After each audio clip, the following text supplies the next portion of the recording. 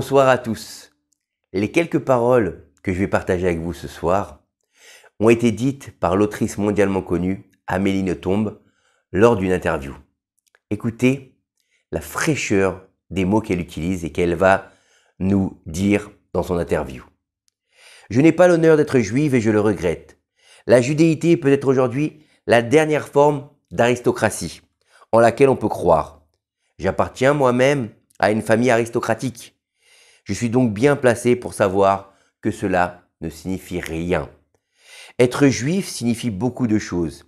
Il y a une noblesse de l'esprit en éveil qui s'obtient par des siècles de peur, de foi, de courage et d'intranquillité. Cette façon d'être noble appartient aux juifs plus qu'à tous les autres. Je la salue avec respect et la remercie d'exister. Est-ce que vous imaginez ce qu'elle est en train de nous dire? Vous imaginez vraiment les paroles que cette autrice est en train de dire?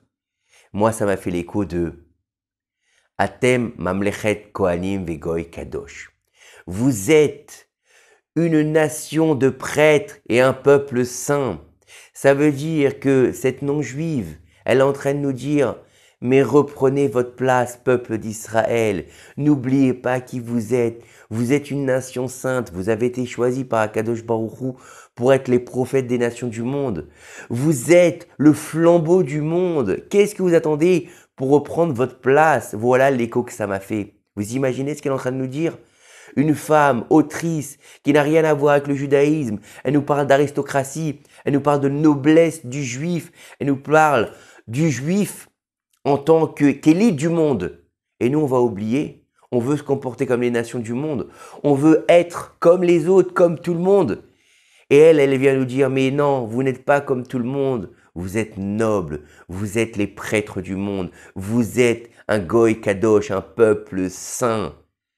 Et vous devez vous réaliser en tant que peuple saint. Reprenez votre place, comme Yitzhak Avinu l'a dit à son fils Yaakov, Akol kol Yaakov vayadem yedei Esav. La voix, c'est la voix de Yaakov et les mains, c'est les mains d'Esav. Ouvrez votre bouche et laissez sortir la prière de votre cœur pour demander à Kadosh Baruch Hu de faire venir la Géoula. Ne soyez pas comme Esav, ne cherchez pas à utiliser vos mains, car ça ne marchera jamais, car ce n'est pas votre travail.